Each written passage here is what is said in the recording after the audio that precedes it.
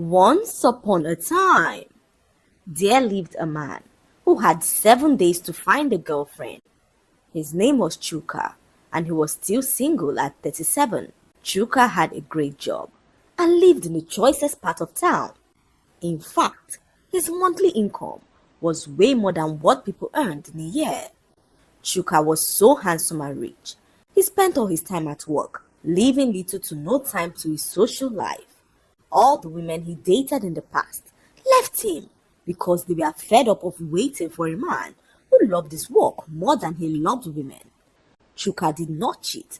He did not lie or even know how to quarrel properly. However, he had one problem that chased every woman away from him. Chuka was always busy chasing tomorrow, meetings in the morning, conference calls at night, emails that arrived like mosquitoes refusing to allow him rest. At first, the women admired his ambition, but slowly, admiration turned into loneliness as their birthdays were forgotten, date nights postponed, and even romance began to look like a scheduled appointment on his calendar. So one by one, they packed their bags and walked out of his life, leaving him to marry his job. Chuka did not even care. He saw relationships as distractions, especially at this point of his life, when he was finally approaching the peak of his career. However, his dear mother did not share his view. At 37, she could not understand why her first son was still single. His friends were all married, with children, whilst Chuka did not even have a single girlfriend. She called him a week to Valentine, asking if he would make it for her birthday dinner, which happens to be on Valentine's Day.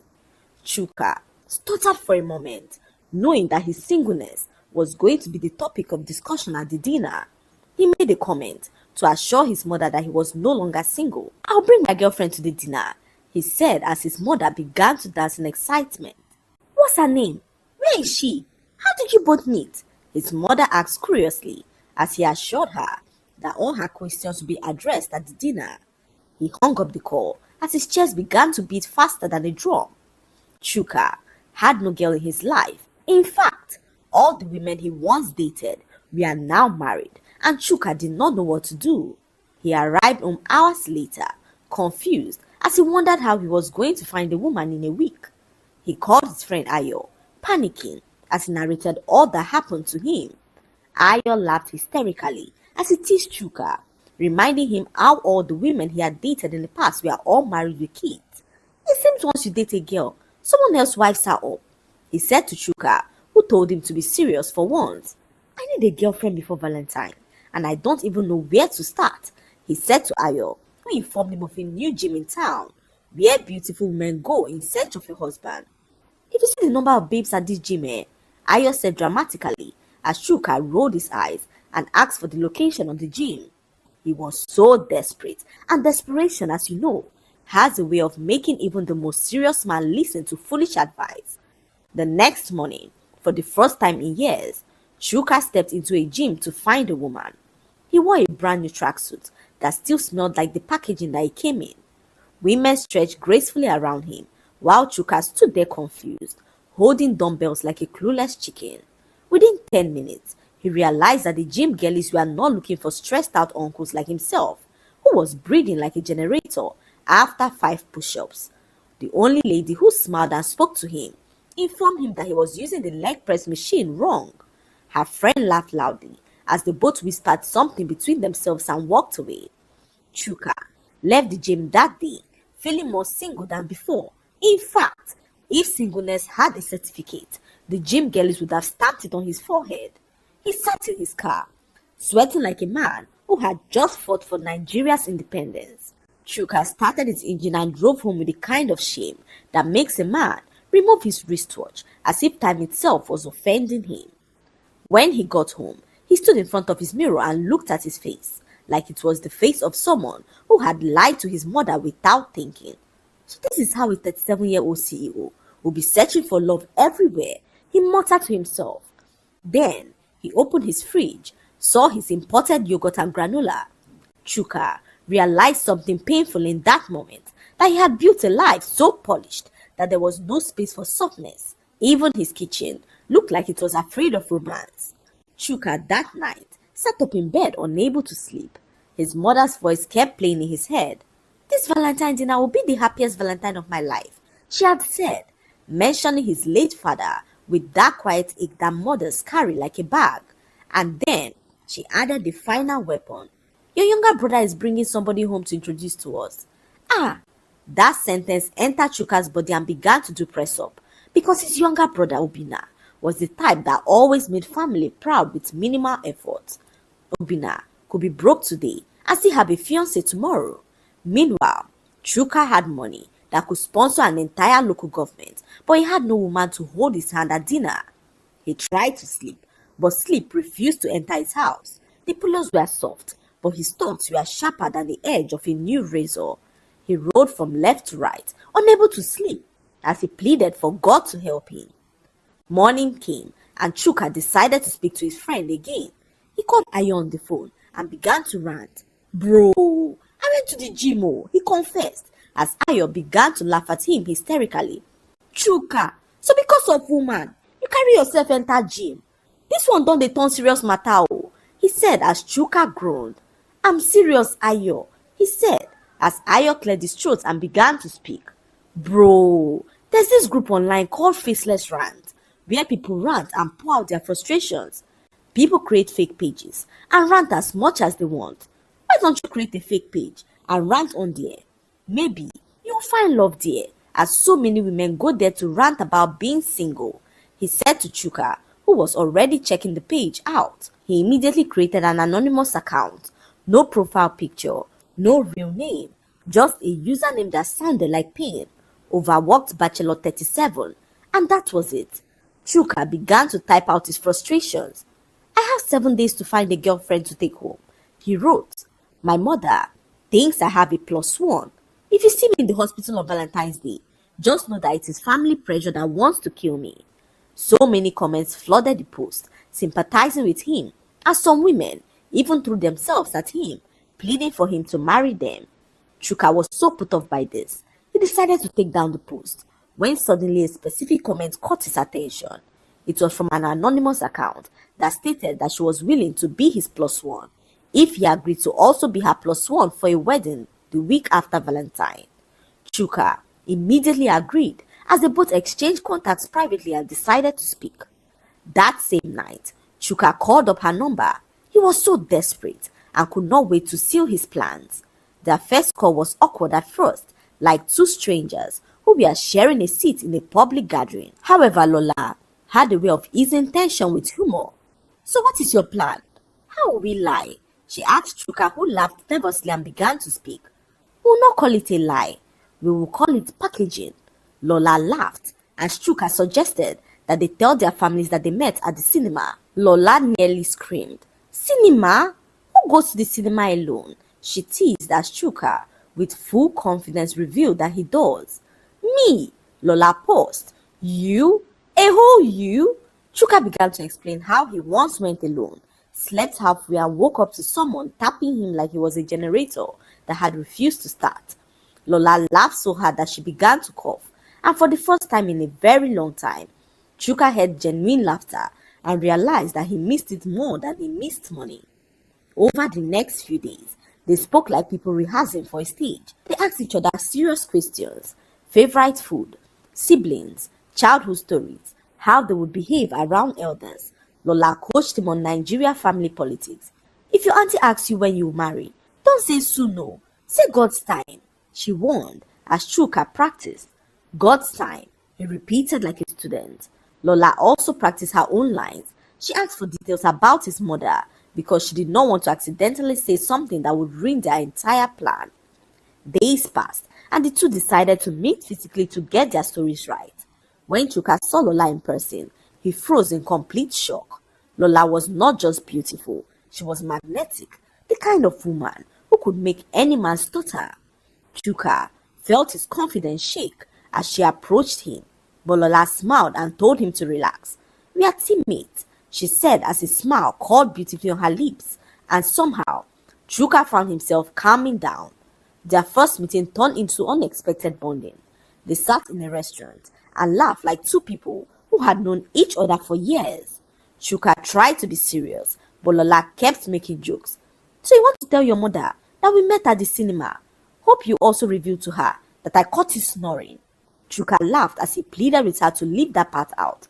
Maybe we should leave that part out too. Lola leaned forward. No, you must put it. Make it sound like destiny. He was sleeping and I woke him up. That's romance. Chuka laughed so hard. He was surprised at how easy it was to laugh with her. They talked about movies, and Lola confessed that she loved romantic films but pretended not to. Chuka confessed that he liked cartoons but acted like a serious adult. They both spoke for hours, and Chuka could not deny the strong connection that he felt. However, he did not want to jinx anything, seeing that Valentine's Day was the next day. Finally, the day arrived, and Chuka drove to Lola's house with flowers and a gift.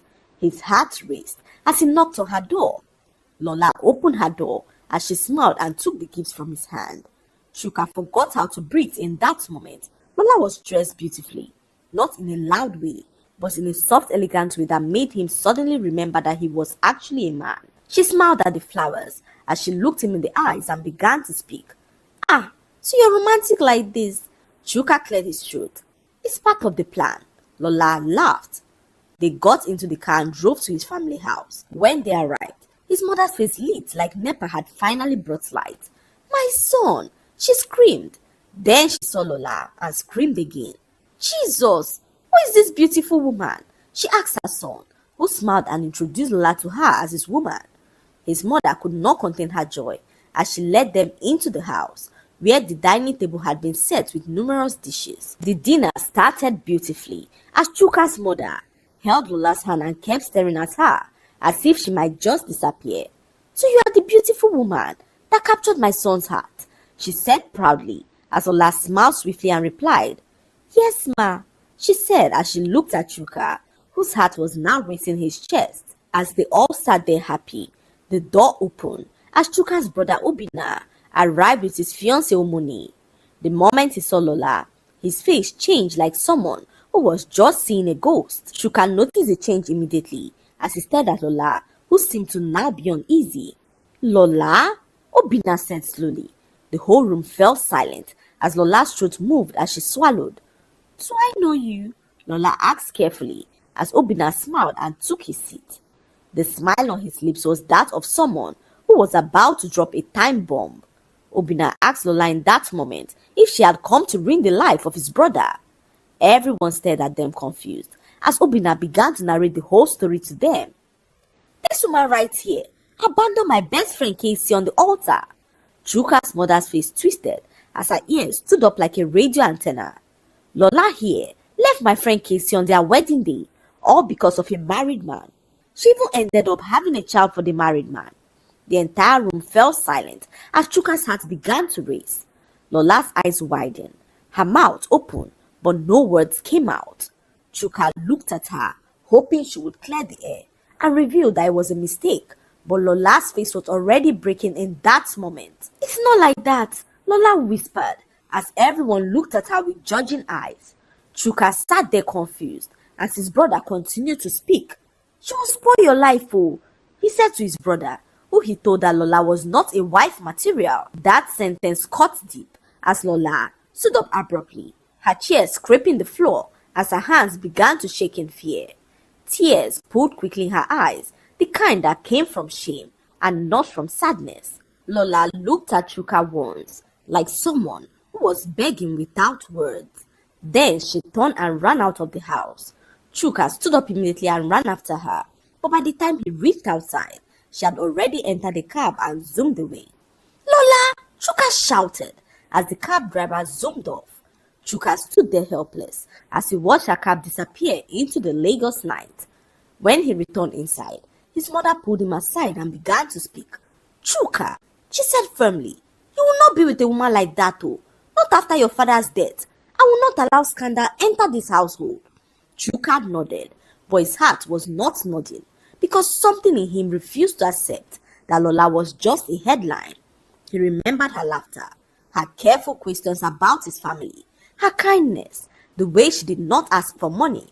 A woman who wants to destroy you does not enter your life with dignity. Yet, The embarrassment of the dinner hung on him like smoke. That night, Chuka could not sleep again.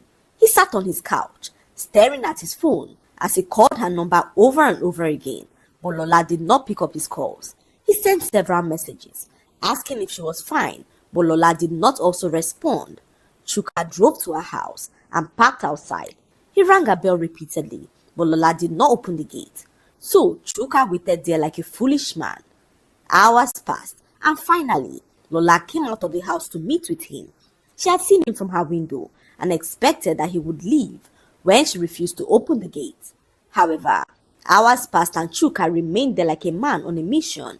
Lola stood at the gate quietly, her arms folded across her chest like someone who was trying to hold herself together before she finally fell apart. The street lights above them flickered, and for the very first time, Chuka noticed how tired her eyes looked. Not the tiredness of someone who lacked sleep, but the tiredness of someone who had been running away from a story that refused to let her rest. "What do you want, Chuka?"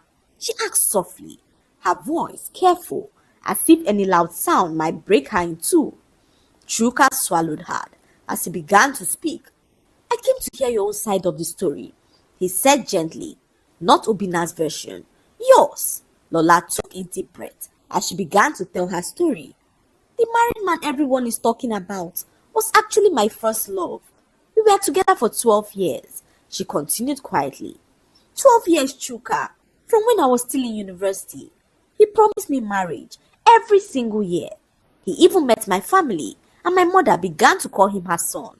Everybody knew us as that couple that would eventually get married." Her voice cracked slightly as she paused for a moment and continued to speak. "I didn't know he secretly got married," she added quickly. "Not until it was already too late. He moved away from Lagos, claiming that he got a new job in Port Harcourt. He even visited every month to reassure me that he was still serious to marry me. Little did I know that he got married and kept his wife there in Port Harcourt. I loved him so much and never had any reason to doubt." Chuka felt something twist inside his chest as Lola wiped her tears and continued to speak. "When I got pregnant, he swore he would marry me immediately. That was when everything began to fall apart. I decided to pay him a surprise visit in Port Harcourt to tell him about my pregnancy when I realized that he was married to another woman. He had a whole wife, Chuka, a woman that I never knew existed." Lola laughed bitterly as tears poured down her eyes. "I felt like my life had been stolen from me."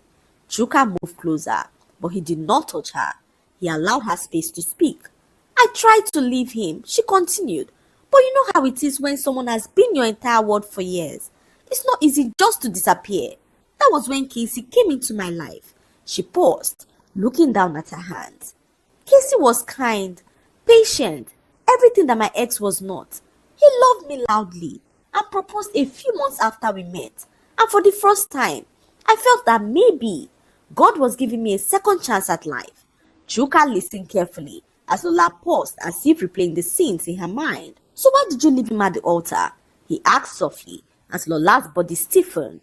"Because my pulse refused to let me go," she whispered. She took another breath before continuing. "My ex found out that I was finally moving on, so he lost control. He called me one night and threatened that if I went ahead with the wedding, he would release every private video that he had of me." Chuka's eyes widened slightly. "He said he would send them to everyone, my family, my workplace, my husband, the entire internet," Lola continued, her voice shaking. "He said that he would make my life very miserable." Silence fell between them like a heavy blanket. "I was terrified, Chuka," she admitted. "I couldn't tell Casey. I was so ashamed of myself. I thought if I married him, that would destroy his life too. So on the morning of the wedding, I ran." Her shoulders shook slightly as tears fell freely from her face. "I didn't run because I loved the married man," she added quickly. "I ran because I was scared. I thought disappearing would protect everyone." Chuka exhaled slowly, the weight of her words settling into him. "And the child?" he asked gently. Lola nodded. "Yes, I had a child from that relationship. That part is true, but nobody knows the full story. People only know headlines. Nobody knows the threats. Nobody knows the fear I felt." She looked up at him finally, eyes filled with vulnerability. "I never never told you because I didn't want to drag you into my mess, she whispered. You were just supposed to be a plus one, a safe arrangement, nothing more. Chuka stayed quiet for a long moment. Then he spoke softly. You were protecting yourself, and there's nothing wrong about that, he said. Lola gave a small tired nod. I thought if people hated me, it would be easier than explaining everything, she admitted. Chuka felt his chest tighten. All this time, he said slowly, you are carrying this alone? Lola smiled sadly. People only comfort victims they understand. My story is too complicated, so they turned me into a villain instead. The night breeze moved between them gently as Chuka stepped closer and looked her in the eyes. His voice steady as he continued to speak. Lola, you didn't destroy Casey's life. You protected him the only way you knew how. Lola blinked at him, surprised by the absence of judgment in his voice. And you did lie to me, he added quietly. You just didn't trust that I could handle the truth yet. Lola looked down as tears slipped quietly down her cheeks. I thought after that dinner that you would disappear too, she confessed as Chuka smiled faintly. I almost did, he admitted honestly. But something inside me refused to believe that your entire life could be reduced to one accusation. Silence fell again, but this time it felt softer. What happens now? Lola asked quietly as Chuka took a slow breath. Now, he said gently, you stop running, and this time, you don't fight alone. We fight this together, he said as Lola looked up at him shocked. She did not know what to make of his statement, seeing that they were only together to help each other out. However, something inside her wished that this was real, that Chuka felt something for her, as she could not deny that she was already falling for him. She stood there expectant, as Chuka reminded her of the wedding that he was to escort her to as a plus one. It was the next week, and Chuka looked at her gently as he revealed that it would be an honor to be her plus one. Lola blinked slowly, almost like she did not believe what he had just said. After everything that happened at your house, she asked softly, your family already thinks I'm trouble. You don't have to do this again. Chuka, she said as Chuka shook his head and insisted on going with her. The wedding day arrived faster than either of them expected. Lola stood in front of her mirror, adjusting her dress with hands that trembled slightly. Weddings had once been a joyful space for her, but now they felt like stages where people came to measure her mistakes. When Chuka arrived to pick her up, he noticed the nervousness in her eyes. You look beautiful, he said softly to her, as Lola smiled and said to him, you always say that when you don't know what else to say. Chuka laughed lightly. No, I say it because it's true. When they arrived at the wedding venue, the atmosphere was loud, colorful, and filled with relatives who knew how to gossip better than they knew how to greet. Lola barely stepped out of her car before two women approached them, her half-sisters, whose names were Ada and Mena. Their smiles sharp as they began to speak. Ah, Lola, Ada said loudly, enough for nearby guests to hear. So you came with another man again? Hope this one is not somebody's husband too. Mena laughed, covering her mouth dramatically. Maybe married men just like her body. It's magnetic, Abby. She kept her head down, clearly used to swallowing humiliation without uttering a word. Ada turned to Chuka. Mr. Man, you better run no, because this woman here specializes in collecting other people's husbands. Today is you, tomorrow it will be another person. Laughter rippled around them like dry leaves as Chuka's jaw tightened. At first, he tried to stay calm, but something inside him snapped. Enough! Chuka said firmly as their laughter died instantly. Everyone turned to look at him. Chuka stepped forward slightly, his voice calm but heavy. You people think that you know her story because you heard one side, he said, but the Lola I know is stronger, kinder, and more dignified than all of this noise that you're making. Ada folded her arms. Ah, see lover boy you, she don't cast spell on you too? Chuka did not even blink. You are mocking a woman who survived more than you can imagine, he continued, and instead of asking questions, you choose to insult her. That alone tells me everything about your character. The crowd fell silent as Lola stared at him stunned. Chuka's voice softened slightly as he turned towards her. This woman right here, he said slowly, has more grace in her silence than many people have in their loudness. Mena scoffed, but no one laughed this time. And if we are talking about personality, Chuka added firmly, none of you here can match her.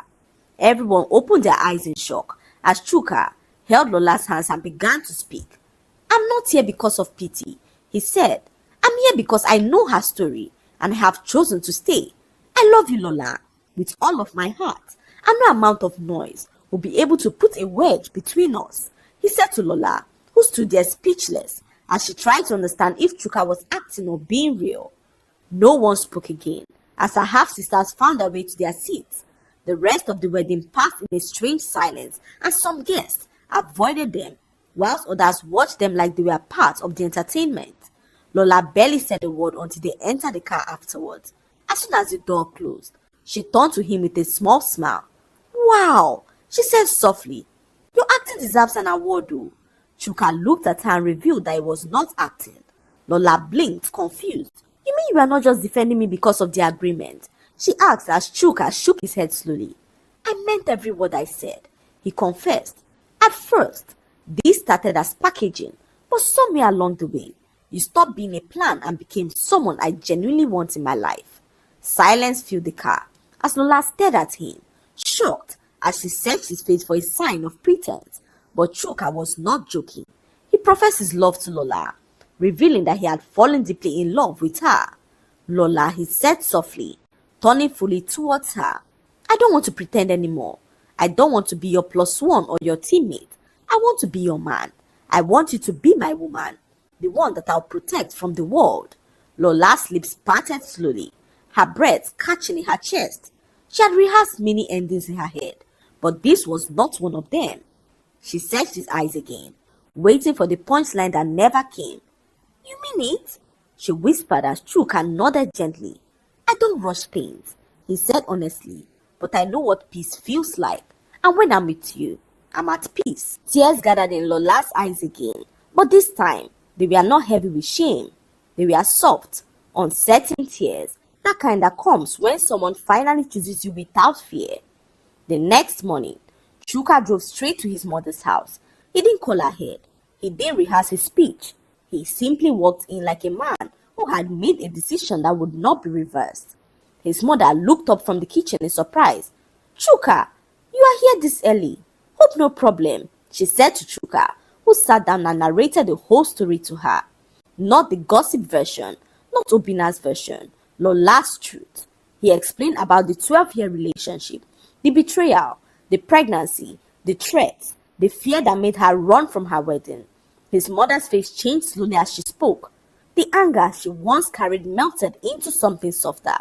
I judged her too quickly, she admitted quietly. Ah, that girl suffered though. Chuka nodded. She did, Mama, and she carried it alone for far too long. His mother sighed deeply as she sat beside him. If that wicked man ever comes near her again, what will you do? Chuka smiled faintly. Mama, leave that one to me, he said as he assured his mother that he had a plan. Weeks passed quietly, and Chuka began to make time for Lola. He was so deliberate about her, as he always showed up for her, listened and did everything to make her happy. Slowly, the life he once built around work began to soften, as Chuka created a balance that seemed to work. Everything was going on well, till one evening, when Lola received a call that made her hands to shake. It was her ex. His voice crawled through the phone like an old poison. So you have a new man now, he said coldly. Don't forget I still have things that can destroy you. Lola froze, but before fear could swallow her whole, Chuka gently took the phone from her hand. Hello? He said calmly. There was a long pause on the other end. Who is this? The man asked sharply. Someone who knows more about you than you think. Chuka replied quietly. Weeks earlier, without making noise, Chuka had hired a private investigator, not to fight dirty, but to understand the man who had held Lola hostage with fear for years. The investigator had uncovered secrets about him. The report was detailed, neat and heavy with the kind of truth that could shatter a man's image forever. According to the findings, Lola's ex had not married for love. He had married for access. Access to money, power and a future he did not deserve. The company he worked for, belonged to his wife's father, a respected businessman who trusted him like a son. The old man praised him in public, introduced him to investors, and quietly began preparing him as the man who would inherit the family empire. But behind the polished suits and fake humility, the investigator uncovered silent theft. Millions siphoned slowly through shell accounts, documents altered carefully, transactions hidden under projects that did not exist, secrets that, if exposed, would not only earn him jail time but ruin his life forever. Chuka's voice remained steady as he told him all his secrets. You see, people who threaten others usually forget that they also have things to hide. Silence filled the call. I don't want war, Chuka continued calmly. But if you ever threaten Lola again, your own story will not remain private, he said as he hung up the call. Lola stared at him shocked as she wondered what had happened. She stared at Chuka, who smiled and assured her that her ex would no longer be a problem. You saved me, she whispered as Chuka smiled softly. Months later, on a quiet evening, Lola sat beside him on his balcony, watching the Lagos lights blink like tiny promises across the sky. Her life was no longer defined by whispers. His life was no longer defined by emptiness, and somewhere between a fake plan and a real confession, two strangers who once met as plus ones became partners who chose each other over fear. Because sometimes love does not arrive in perfect packaging. Sometimes it begins as an arrangement and slowly grows into a promise that no past, no gossip, and no threat can break. The lesson to be learned from this story is that not every person who walks away is guilty, and not every loud noise carries the truth. Many people carry silent wounds that shape their decisions, and judging them without understanding only deepens their pain. Life also teaches that pretending to be strong alone can keep you trapped in fear, but allowing the right people to stand with you can change your entire story. Sometimes, what begins as convenience or coincidence becomes destiny, reminding us that healing often comes when two imperfect people choose honesty, growth, and grace over pride and assumptions. I hope you enjoy.